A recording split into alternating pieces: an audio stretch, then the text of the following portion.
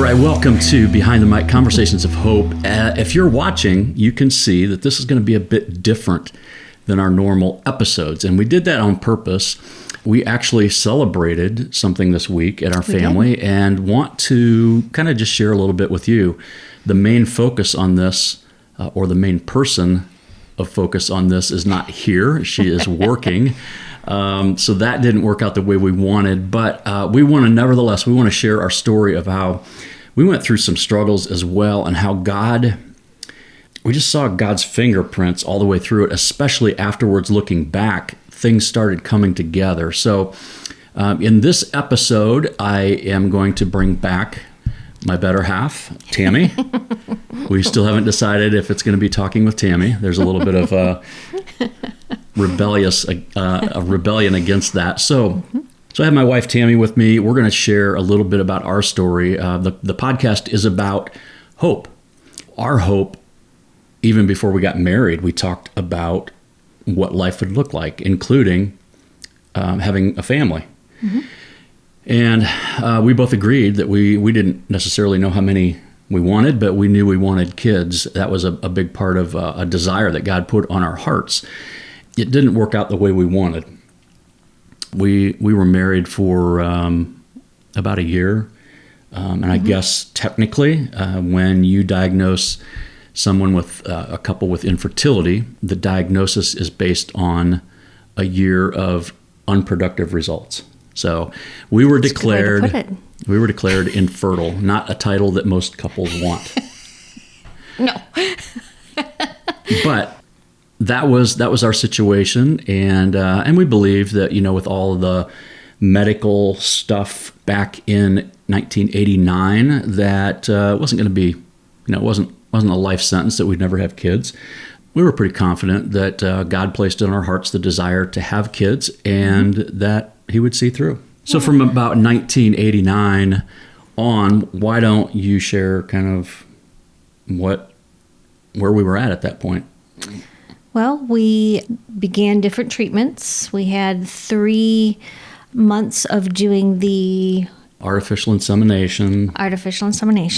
AI. That did not work. So they suggested going to the in vitro fertilization, which would have entailed placing multiple fertilized eggs.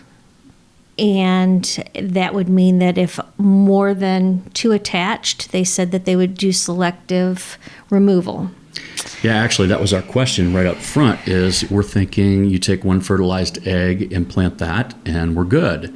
But a little secret with infertility clinics or fertility clinics is that they want to be able to show really great statistics to new clients. So they want to show, really high percentages of success.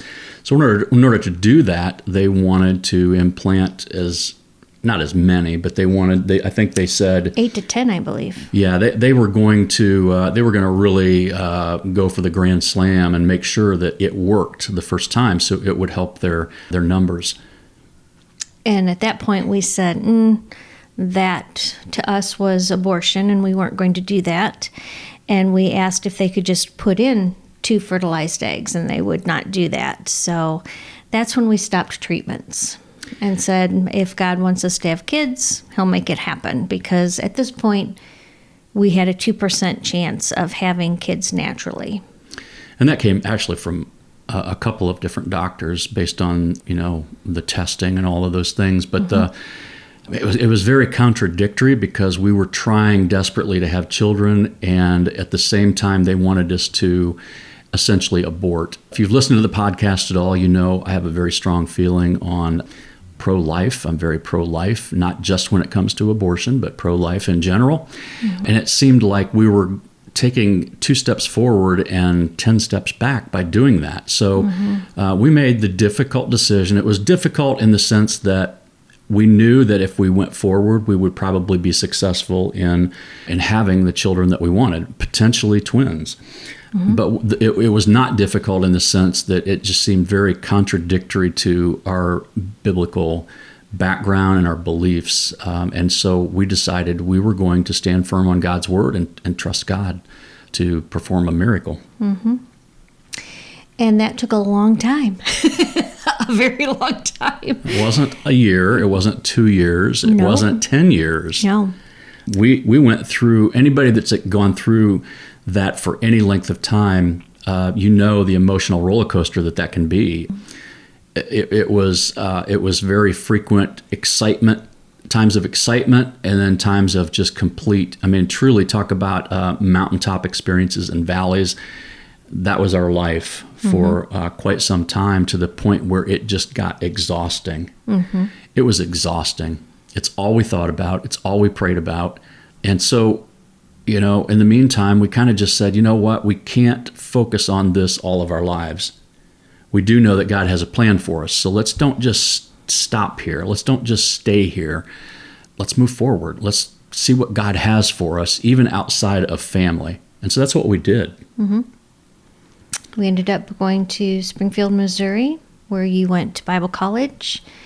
And from there, we had some friends who graduated from the same college. Bible college, yeah. And they were working at their home church. And we're working with the youth group where a young girl had gotten pregnant by one of the youth members, and that she was going to give the child up for adoption. They immediately thought of us and gave us a call. So we went through talking with the girl and her mother, felt pretty good about it. So the call came out of nowhere because his name is Doug. I know he would be okay with me sharing, but Doug had graduated a year before I did, and so they moved back to their home church where they took position there, temporary position, before they went into mission work. Call came out of nowhere, and it was like, wow, this is what we've been praying for.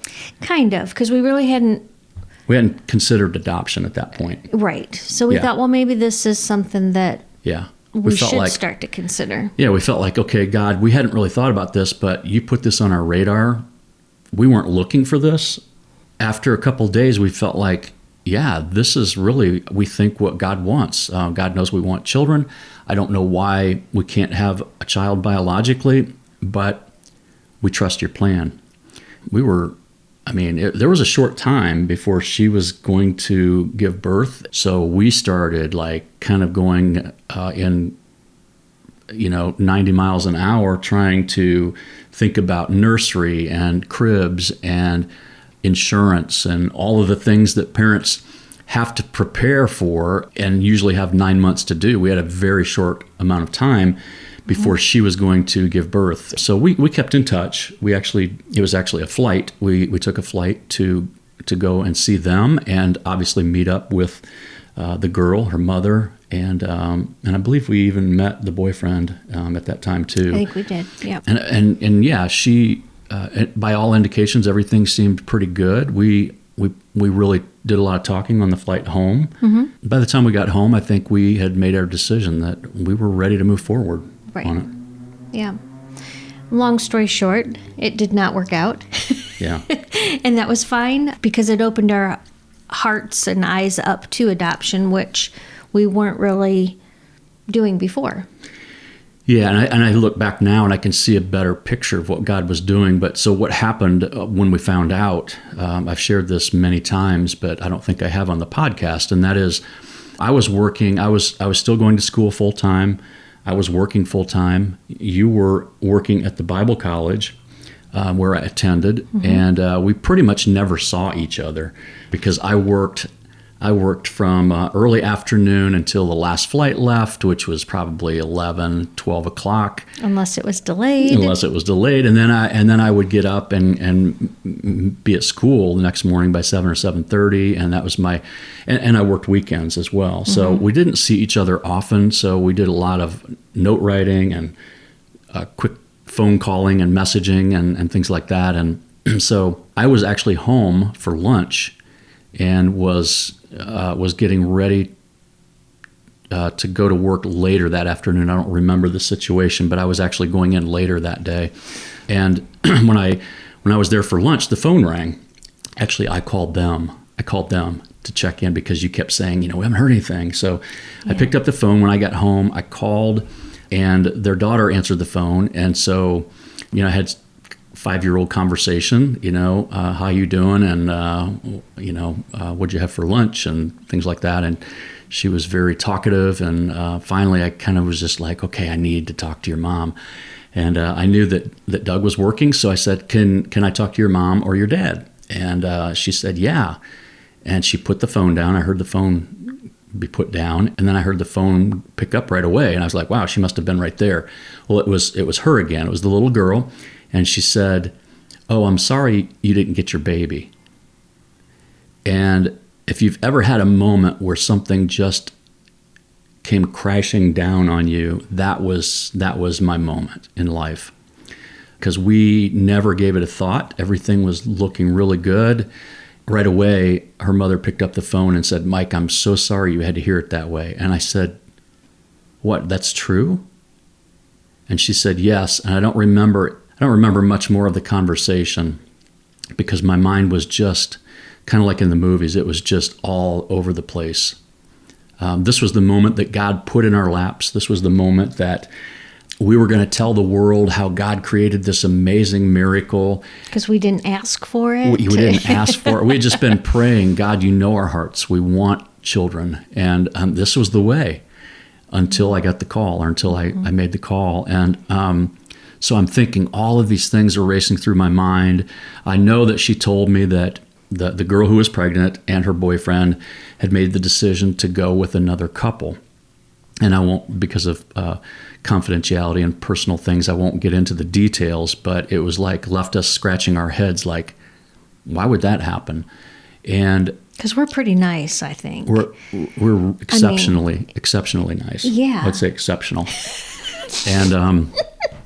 And very, it was very clear we were great parents, even though we hadn't been parents for 15 years. Right. And humble, I would say, very too. Very humble. Mm-hmm. We are very humble. Yeah. It's one of the first things that people say is you're very humble. And if they don't ask, I tell them. So anyway, my mind was just racing. But as soon as I hung up the phone, I literally dropped to the floor and just bawled like a baby. I was angry. I was incredibly hurt. We later said it felt like I can imagine it would feel to lose a child because we had this child. We felt like this is our baby. We were looking at names. We were looking at all of the things we needed to do when we brought her home or him. It ended up being her, I believe. Mm-hmm. And so I was devastated. That's a great word. I was devastated. And then it occurred to me that it was lunchtime and I needed to tell Tammy. Thankfully, people that you work with, the executive team at the Bible College, are amazing, really great people. Oh, I love them dearly to this day. Yeah, and the president's administrative assistant, I knew I could call her. She knew what we were going through, and I called her and mustered as much composure as I could, and I said, I just got off the phone and found out that we did not get the baby. And she was equally devastated. And I said, I would love to be able to pick Tammy up for lunch, tell her, and if she could have the afternoon off just so we could regroup, that would be great. And of course, they were so good about that. So I had to freshen up because I looked like I had been crying for days. And I did, and I pulled up, and you came out surprised that I asked you to go to lunch because that was pretty abnormal. Yeah. You came bopping down the stairs and you were all happy, and it broke my heart that I knew I was going to change that attitude really quickly. Yeah. And I don't honestly remember a whole lot about that. I remember being in a parking lot, I think. But yeah, I just remember the after effect of, all right, we are not having kids. We're going to have to figure out the way it's going to be with just the two of us and who's going to take care of us when we're old. We went through all of that. Yeah. Until then, like I said, it was what helped us to begin thinking, well, maybe adoption would work. And God led us towards the international adoption route. Yeah, well, and really the reason for that, we did initially, our knee-jerk reaction was, okay, God, you failed us, and we have questions like, why would you do this to us? We were perfectly fine just coasting and moving forward. We were going into full-time ministry. That's why I went to Bible college. We weren't asking for this, and you placed this amazing gift in our lap, and then you jerked it away. We got very angry because we felt like we weren't telling God what we wanted him to do. We felt like we were being very open, but when that happened, we were very hurt, and we were very angry, to the point of almost being rebellious, kind of like, God, we've tried to be faithful to you, and now I just think you're silent. And some really not so great things. In the end, I would say if you're going through things like that, be honest with God, because you're not keeping secrets from him. And it helps to be able to tell him that he can handle it. And I think that's what led us to begin to also heal from that, so that we could start thinking and seeing clearly what his plan was for us.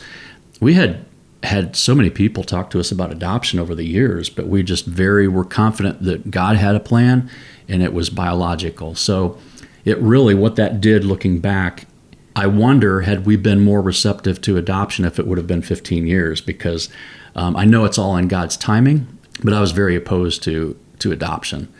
And that opened our hearts and our minds up to adoption. We decided, though, through that experience, that we were not going to go through a domestic adoption or foster to adopt, simply because of the incredible hurt and pain that caused. We decided to go more international also because at that time there were quite a few different news stories where adoptive children were being given back to birth parents. And that was a fear for us. We didn't want that to happen. Knowing what it felt like to have a child, not really a child being taken away, but yet, in our hearts she was. Yeah. So we did start going into the international adoption. And even though we were open to it, there were still a lot of fears and concerns. And I'm just going to be real honest here. One of mine was, what if she's not cute? Or You said to me, actually, to quote, I remember this. Okay. We were talking, as we did every day, about what this entailed and the costs and all the paperwork and all the things, everything that was involved with adoption. So it was really serious stuff. It was really important decisions that we had to make. And I remember you looking at me and going, what if she's ugly? Exactly as what you said. Yeah, what if she's ugly? I may have said it that way, yeah. And I thought, at least we're not all completely serious about this. We are thinking about the very superficial stuff. Oh, yeah. I knew you were.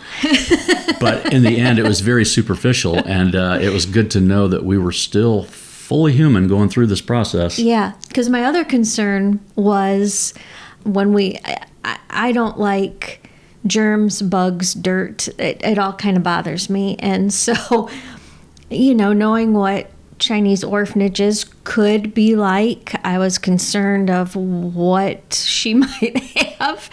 So I would ask Mike, would anyone notice if I had the hazmat outfit on and went in and got her, cleaned her all up, and then I'd take it off? But yeah. This is your American mom. Yeah. In the bright yellow suit with the hood on. Yeah.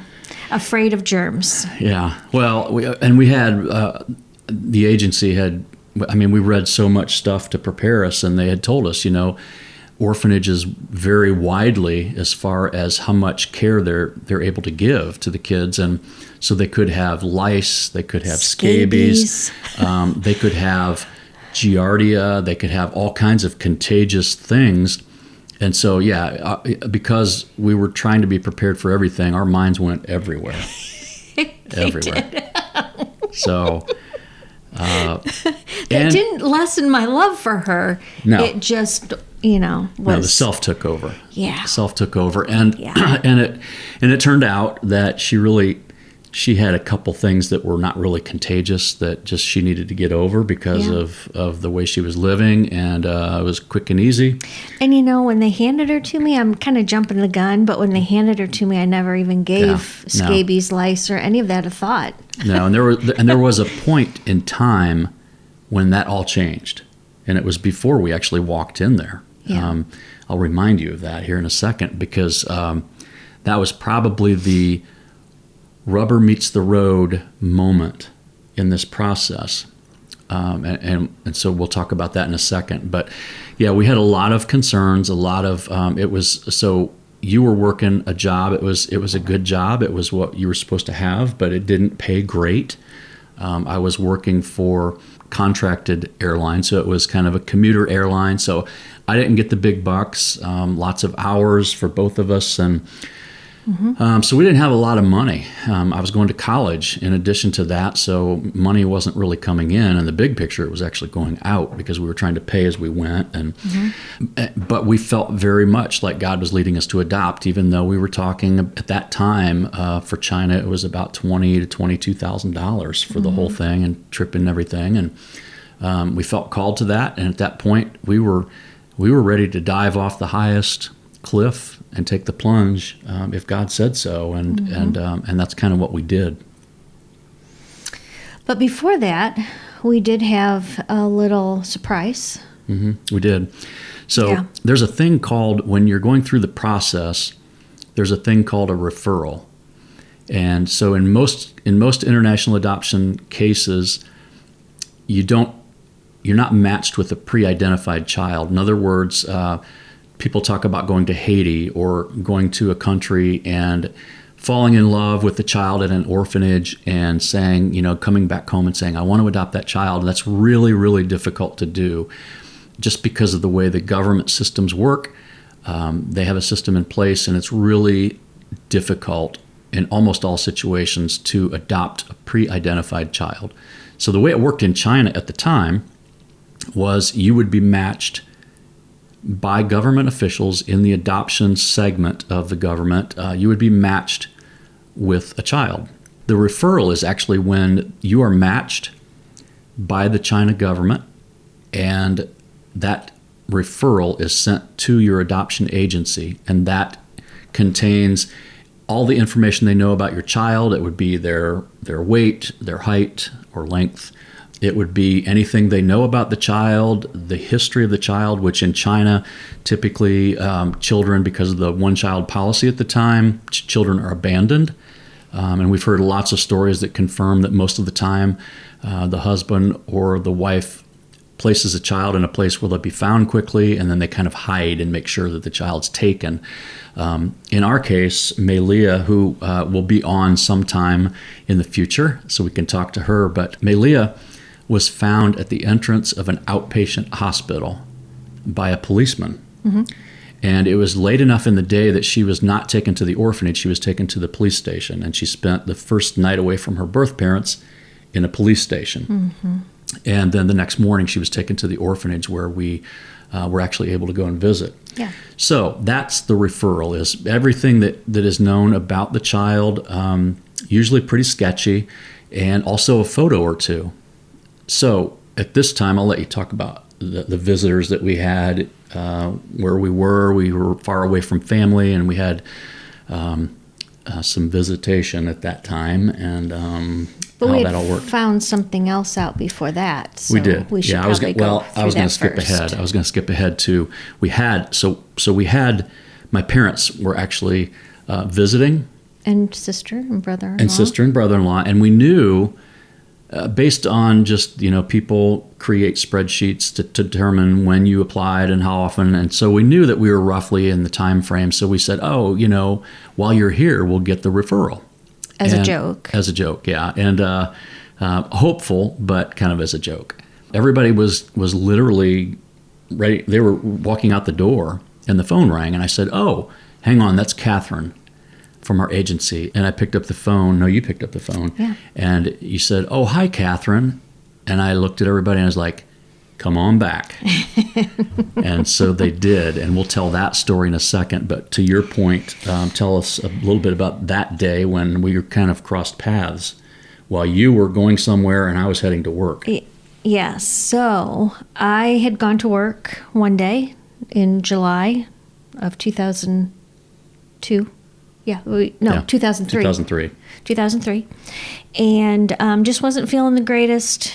decided if I could get through work, I would just run down to the urgent care. Yeah. And ran in there, and of course they asked all the questions. Could you be pregnant? I said no. They did all the checking, and I had a urinary tract infection. And I had told the nurse, I said, she's like, are you sure you couldn't be pregnant? I said, listen, we've been trying for 15 years. I said, I am not pregnant. And so evidently they tested anyway. But she said, well, here's a prescription, and you can go get it filled, but wait for maybe a couple hours just to make sure that, everything comes back okay and that you can take the medication. I said, okay. So about a mile down the road, Mike was getting gas. I zipped in, said, hey, I'm heading over to get my prescription. I'll see you later at home. No, because you were going home too. I was going to school. I didn't work that day. So I was going to school, and I had one class and was going back home then. Yeah. So somehow we met back home. Yeah. And there was a message on the machine that do not take that medication and call right away. So I made the call, and she said, are you sitting down? And said, you're pregnant. And I'm listening to this call. Yeah. And I'm like, are you sure? And she's like, I'm positive. And I'm listening. He's listening to your side of the call. The anger on your face. Yeah, this was 15 years of frustration of why God and this medical professional thinks she knows what she's talking about. Thinks she knows that because of a test or two that everything, she knew it all. Yeah. And I was not happy. No, and you looked at me and you said, tell her I am coming over and I want those results. I want to see them for myself. I know what results look like. I'm going to check it for myself. I was angry. So she said, okay, we'll be waiting for him. And off he goes. He didn't even take me with him. Didn't even give me a chance. I think I was still on the phone with her when the car screeched out of the driveway. It wasn't far away. So No. I made it there pretty quick, but it was enough time for me to go, could this be? But I was still angry because I thought, God had just played a trick on us not too long ago. So here's another trick, you know? And I really didn't believe God was playing tricks on us, but I felt like the enemy was just really attacking us. And that's why I was so angry. But I pulled in, and it was a smaller urgent care, and there was nobody there. In fact, it was kind of a warm day. So when I went in, most of the lights were off because it was really bright in there. And I walked through the doors, and immediately you could tell this nurse is like, oh boy. And a bunch of people behind her, the staff, were kind of like, is he going to start a fist fight? And so I walked in, and I gained my composure, and I said hi. I told her who I was. And another nurse walked around to where we were, and a doctor was standing behind the counter. He was a smart guy. She said, here are the results. And of course, it meant nothing to me, but it did say positive. Yeah. And I said, you don't understand. It's been 15 years. We've gone through fertility stuff. We've been praying for 15 years. And we're adopting. Kind of like, this is not a good time. And she looked at me, and her and the other nurse got on both sides of me. They both put their arm around me and said, honey, you're going to be a dad. And it was at that moment, it was like, this is real. Yeah. So then I'll pick it up, let you pick it up from there. When I got home, Yeah, you were a little more controlled, but we still didn't believe it. No. I made him run out and get, 3 tests? And in the next... It's called faith or lack of. Yeah. In the next 2 or 3 days, we kept testing. And then, because I think it was the weekend, because I couldn't call the doctor until Monday. Yeah, and I was like, well, let's don't do this all at once. Let's spread this out and make sure we got some real good control, whatever you call it. Yeah, and, 3 days should tell us for sure. Well, we still didn't believe him, so I called on Monday, said, I don't believe that I'm pregnant, but urgent care says I am. It's been 15 years, and she got us in the next day. Yeah. And so she was taking all of my blood and different. No, I don't think blood at that point. She was doing all sorts of things as if I was pregnant. And I said, hold it. Can you please do another test and make sure that I'm pregnant? And she said, but urgent care said you were. And I said, That's just urgent care. yeah. I said, well, so did the at-home tests. But I said, I really need to see it one more time. We want to spend roughly $1,000 just to confirm this. Bless her heart, she did it for us. She did. Yeah. She did it. So, yeah, 4 tests later, we did believe them. And then kind of the fear sunk in. Well, and it was just going home and staring at the wall for a while and going, what does this mean? Yeah. Well, we were concerned that it might stop the adoption process. And I think it's important to know that we were in that adoption process, and the need to be a parent was fulfilled through Malia. It wasn't that I thought, okay, we'll do the adoption, but I'm still not fulfilled with having, it's like I still have to have my own biological child. Yeah, there's still a missing piece here. And it wasn't. No, And not so, at all. yeah. So it was like, what if this takes her away? And that kind of scared us. Yeah, and I think too. So anyway, it was a few days after that we started going, okay, this is real. What's this look like? We accepted it. We started going, okay, somewhere in that time frame. It was actually before my family came that we had talked to the agency. We were like, we've got to have the integrity. We knew that there was a question of, at that time, would China allow a couple who's pregnant to adopt? And we felt like, we can't not disclose this. So we called them, very reluctantly we called them. And she said, as of right now, China has not made a rule that says you cannot be pregnant. And you're so early on, we don't think it's going to be an issue, because really the issue is, she said, I don't think it's going to be an issue for you, but, if don't you're showing, broadcast it. Yeah, if you're showing, try to keep it covered up and don't tell a lot of people. And so we were relieved that we got the thumbs up from our agency that everything was going as planned. And again, we were pretty close to the referral call. So back to the referral call. That was when my family's walking out the door. Tammy picks up the phone and says, hello, and Catherine. we had gotten to tell them that we had a little shirt for Malia that said she was going to be a big sister. So we got to tell them and my mom at that time. Yeah, before the call came. Yeah. We took them up to show them Malia's nursery. Yeah. Which was her nursery. Yep. But we also had a little hanger hanging on the side of the crib that said, I'm going to be a big sister. It took the mothers a little longer to really get it. Your sister got it, but So the mothers. So it was. We were just like, so this is everything here, and they kept kind of looking at the shirt, going, that's a cute shirt. Big sister. Oh, yeah, okay. We never crossed their minds. So we finally had to grab the shirt and say, did you see this?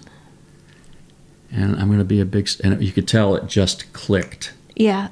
I think for my mom, I had to give a little more detail. You're kidding me. And it was a very joyous moment, to say the least. And then I think it was probably then a couple days later that they were getting ready to leave. When that call came, you were on the phone frantically writing numbers down on a piece of paper. Yeah, she was giving me as much information as she could. Bless her heart. She knew that Mike's family was in town. Yeah. And it was like 4:30 in the afternoon. It was late. Yeah, it was later in the afternoon. And she said, I just got this information. I was hoping your family was still there. And she said, I'm going to try and send a picture, but that's when it was dial up. Yeah, through email. I'm going to email you a picture. We don't do this because it was fairly new technology. I mean, email was pretty common, but attachments weren't real great at the time. And normally what would have happened was the next day she would have FedExed all of the information. We would Hard have gotten, copies. we would have had that all. But since the family was there, she called. So I was writing down all of Malia's numbers that I could, and we're waiting as we're talking on the phone for the computer to bring up her little picture. Yeah, it was the and then we connected and we open up the email and then we see the picture attached. We double clicked on it, and again, dial-up takes forever. So we were all huddled around. I actually had the laptop on the couch, and we were all gathered around on the floor and standing up and watching this very slow photo, be revealed. And we saw the top of her head, and we saw her eyes. Those eyes. And it was when that full picture came up, I think it was dead silent. Yeah. As everybody was taking in, my parents looking at their granddaughter for the first time, the niece for the first time, and our first child, her daughter, for the first time. And of course I said, see, I told you she wasn't going to be ugly. Look at her. She wasn't. No. She wasn't. No, she wasn't. I question whether there really is an ugly child, and we'll leave that open for debate. But yeah, so it was silent for a while, and then just the joy. And once my family did leave, of course, we printed out, picture after picture. We had 2 pictures they sent us. Yeah. But the one that popped up first was probably the best of the 2. And we sat on the couch and just stared at that photo for hours, looking at every little detail in the background. And she was sitting in one of those little walker kind of things that you push your feet and move, and she was tiny though. She was not even able to touch the floor, but she was sitting in that for her picture, and we studied every little thing we could, counting the fingers and the toes and all the things that parents do. And it was an amazing couple of months then. Yeah, because that was late July, and we went in October to go pick her up. Yeah, so it was really hard because we went from, can we really love this adopted child like our own? I've told people over the years, I was concerned with the fact that I would be sitting in a chair with her on my lap, reading a little kid's book, and just not feeling a connection. I always said I was concerned that I would feel like I was babysitting. And and I was concerned as a mother, I wouldn't know how to, like, if she was crying, well, how am I going to know what she needs? Yeah. Because of I not having that connection, and she would just cry and cry and cry. Yeah. Yeah. And I think all of us had concerns. I remember, I'll go out on a limb and just mention my nephew Aaron, who was, I'm guessing, probably figured it out, but probably 5 or 6 at the time. And he was pretty little. When he found out that we were adopting from China, his question to the family was, "Oh no, how are we going to understand what she's saying?"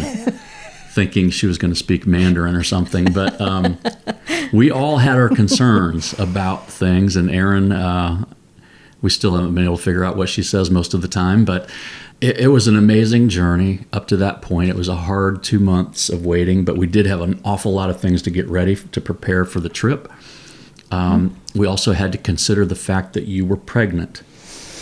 And morning sickness was hitting hard. Morning sickness was a real thing. Mm-hmm. And honestly, I felt as sick as you did because I was so worried about the whole thing. And then on top of that, worried about you. Our concern was, we've heard some stories about the food over there and the smells and all those things. And so we were really concerned about that. And I had already told the doctor that I would not probably be eating for the next 12 days. So we were there for 2 weeks. What would happen to the baby? And he assured me that the baby would just keep eating what I had. And you would starve to death. And I would starve. So we had a lot of concerns, and we got in probably about 10 o'clock in Beijing that night that we traveled, and I felt sicker than a dog. I was so exhausted. I was sicker you than were a dog. sicker than a dog. I just remember when we were being taken to the hotel, I thought, how am I going to do 12 days of this? I'm so worried about her. I'm so worried about Melia. I'm so worried about Joshua, who had not been born.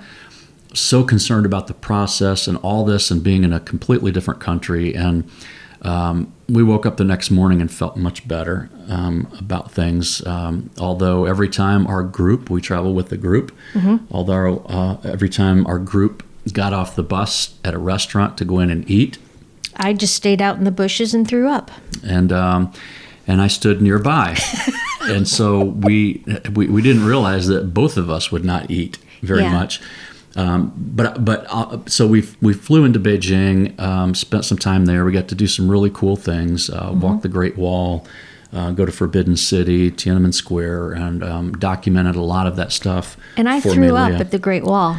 You threw up at the Great Wall. Yeah. Not many people can say that. No, but I did. And there's probably a plaque that some crazy American lady got sick right here.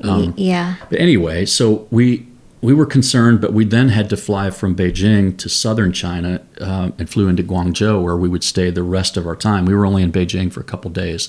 Very concerned, too. Once we got to Beijing, they put us on a bus to go to the hotel. We stopped at a McDonald's on the way, and that was one of the first true potential meals that you had. It was definitely mine. We obviously had eaten. We brought a lot of crackers, ramen noodles. Ramen noodles and stuff that were familiar. But McDonald's was heaven to me. And the fun thing about that was we were on our way actually to the civil affairs office. To all of our group was picking up their new babies, and so we were excited about that. We were excited that we could have a Diet Coke with a cheeseburger. I was with French fries that tasted pretty much like McDonald's, but not exactly. And then the cool part was when they handed Melia to you. I don't think that we had any issues from there on. Nope. I didn't get sick one time after that. No. So because we were parents, we have to. I had to suck it up. I had to suck it up and put aside all those selfish things like big girl pants, like throwing up in the parking lot of a restaurant.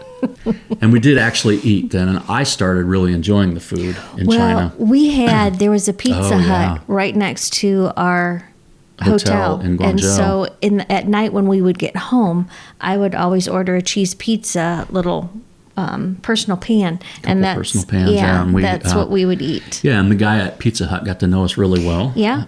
Yep. It didn't taste the same either as the U.S., but it was good.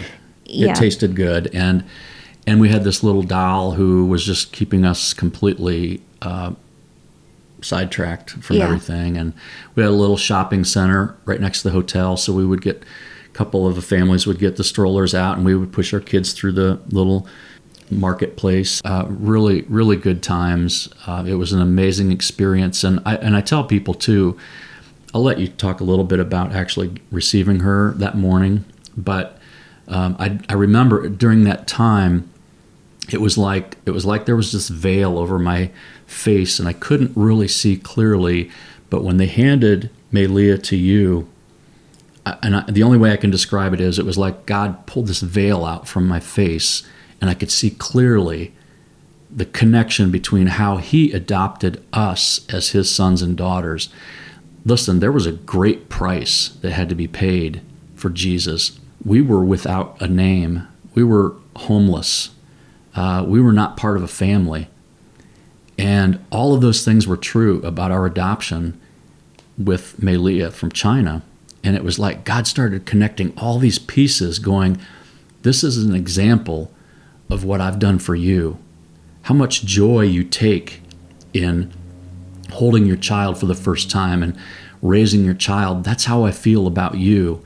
And that's the real beauty of adoption is God started connecting with me on a spiritual level through that rest of that time in China, and then on beyond that I started to see God as truly as my Father, and how much joy He takes in each of us being obedient or being disobedient, and how all that plays out as you raise kids. And for those of you that are parents, you know the frustration and the anger and the joy and the excitement that you have as a father or as a mother. And that's how God views us when we accept Him and live for Him. And that was a real key moment in our adoption process that helped me see the bigger picture. So we were one of, how many were in our group? It's been 19 years. So it's hard to remember. In a nutshell, that's what we celebrated on this past Thursday. October 13th was Melia's 19th Gotcha Day. Yeah. But there were several families. There were 2 girls, Malia and another little beautiful China doll from one orphanage. They were at the Civil Affairs office when we arrived. Mm-hmm. And the rest of the group came from another orphanage, but they had somehow gotten stuck in traffic. And so they decided to go ahead and bring over the 2 babies that were from the one orphanage. Yeah, from our orphanage. They had us in one room. It was like a large conference room. And then they had the 2 girls across the hall. With open doors. Open doors, in more like a little playroom type of area. Yeah. And they had one nanny with both of them. It was actually the orphanage director from our orphanage. Yeah. And we had sent to Malia a little care package. I don't know if you're allowed to do that anymore, but at least back then we were. We had pictures of us, pictures of our house, of our cat at the time. We sent her a little blanket that they say would have your scent, and so we sent that to her.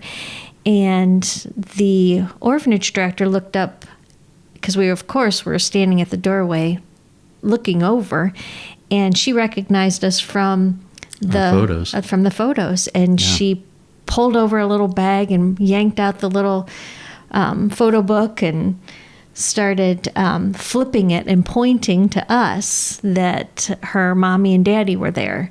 We just remember seeing, and we had video of it, she was pointing, Mama, Baba, and she kept pointing to the picture and showing Malia and then pointing to us. And you still have the video of that little face looking down and looking up. Yeah, because she was 10 months old. Yeah, she was little. So then they decided, okay, since the others they were going to be like an hour or 2 late, that they would bring the 2 girls over. And so we just thought, we'll just go over and get them. Oh, no, you stay in this room. They pushed us back. Yeah, you'd be thrown in Chinese prison if you walk out in the hallway. So then they said, Stone baby, and that was us. And never forget that. Yeah, and they brought her over, and she looked at me like, she at first almost started to cry when the orphanage director was going to hand her to me, but then it like stopped in just like a heartbeat, and she just looked at me like, where have you been? I've been waiting for you. And that was the look I got. And we both said the same thing later. So then I took her, and she did not cry. We were there for another 2 hours just waiting for the other babies to come. The other little girl from the orphanage, she was having a rough time. She was crying. Not too bad, but she was a little... Well, and that's completely normal. In fact, most of them, were the way that everybody was told was that they would be really next to frantic. Like, this is all we know. And these Americans, strange-looking Americans now are just taking me away from what I know. And, and so many of them never saw men. Yeah, it was always women. So, bald, receding hairlines, mustaches and beards, all those things really freaked a lot of them out. Yeah. And thankfully, before we left, all to return to the U.S., they had all bonded pretty well. Yeah, they did. With their families. But Malia left the Civil Affairs office with us, and you were the last 2 walking out in the group. And so I was with the camcorder, and she was looking at you and looking over your shoulder and laughing at me. And 15 years, I would have to say it was worth the wait, because it was an amazing experience. And all of our families at one point would say the same thing. I remember one of the dads saying, "Wow, I didn't realize this was going to be a rescue mission," which broke my heart. But by the time we were all ready to leave, all of those babies, so we lined them up on the couch in the lobby, and they were all happy, adjusting and bonding, and all doing very well today. Yeah, we're Facebook friends with many of them, and those girls are just as beautiful and very special. Yeah, very neat. So that's our adoption story, and the reason that we share that is because it is about hope. We went through 15 years of hoping at some level. At some points we were at a 10, and at other points we were at a 0. I think with that hope. goes along with fingerprints. You and I have Yeah. talked about fingerprints before. Yeah. That there are some fingerprints when we were on the top of the mountain was a 10. I could see the fingerprints clear as a bell. God's fingerprints all over everything Right. at that point. And then there were times where, like on a table or something, you might, if you're looking directly on it, you don't see the fingerprint. But if you change your perspective and just shift just a little bit, you see the fingerprint and Yeah. it's there. Yeah. And those were the times where it was like, okay, I'm going to trust you, God. And then the times where it's like, okay, you've gone and left us. I think that's when I told Mike, like the crime scene investigators, where they have to come in and to the human eye, you don't see a fingerprint, but all they have to do is they're dusting and pull up a fingerprint. And, all 3 times God's fingerprints are there. It's just whether or not we can see them. Yeah. And some of those we couldn't see until years later. And we look back, and even as Melia was growing up, we started seeing more fingerprints along the way and realizing, and I should end this also, we talked about Joshua, but we ended up that after I graduated, all this happened. After I graduated from Bible college, all of this happened because we kind of stayed put. God led us to our adoption agency where I worked for over 18 years and was able to tell others this story and share with others that God has a plan for everybody, whether it's adoption, whether it is a rut that you've been in for years or an addiction that you've got that's gripping you. There is hope, and God has a plan for every life. I believe really fully that if we're not walking through the valleys, we never understand and we never grow into what God has for us. I think it takes a lot of times forging that metal in the valleys that allows us to be ready for what God's preparing us for on those mountaintops. And so we want to encourage you that whatever you're going through now, we always say at the end of the podcast, there is hope. And I believe that. I wouldn't spend all the money that we do on these podcasts for 2 years just to have a podcast. But God has me here to share with you that there is hope in Jesus Christ. Whatever you're going through, maybe you have a rough marriage, maybe you are single and you just don't see an end to being in the single life. Whatever your situation, maybe it's sickness or disease, God has a plan for your life. Don't give up on Him. Hold fast. We just saw the hurricanes down in Florida go through, and I remember seeing a picture on one of the news outlets that right on the beach, all these houses, all you could see was foundations. There was one house that didn't even look like the shingles were missing. And the caption was, "I'd love to know the secrets behind what was different about this house than all the others." And I believe for those of you that are listening that are believers, it is digging into God's Word daily and really trusting and having the determination that regardless of what is surrounding us, that we're going to stand on God's Word. It's a foundation that will never move. And if we do that, we can make it through those storms in life, just like we did for 15 years. If you're not a believer, I want to tell you that there is a missing place in your life that you can try to fill with, I say this a lot, I work for Covenant Eyes. You can try to fill that with pornography. You can try to fill that with alcohol, with drugs, with extramarital affairs. You can fill that with whatever you want, but it's never going to fulfill you. Turn to God and give Him a chance. Really give Him a chance. Seek Him out. Ask Him hard questions. Find a local congregation that you can connect with. Ask lots of questions. And begin to put your faith and trust in God, and you'll find that empty space will be filled with Him, and you'll find that hope that you're seeking. We always end the podcast with a recap, and that's kind of our recap. I will tell you, next week, Halloween is coming up. Next week, I am so excited to welcome my guest, Billy Hallowell. Billy Hallowell is a very well-known journalist. Billy's going to join us. He has lots of knowledge about the occult and mysticism and all those things that kind of surround Halloween. So he's going to answer a question for us next week. Should Christians celebrate Halloween? So come back and listen to that, and now let's see what Billy has to say. And remember, if your life is grounded in Jesus, even in the darkest times, there's hope.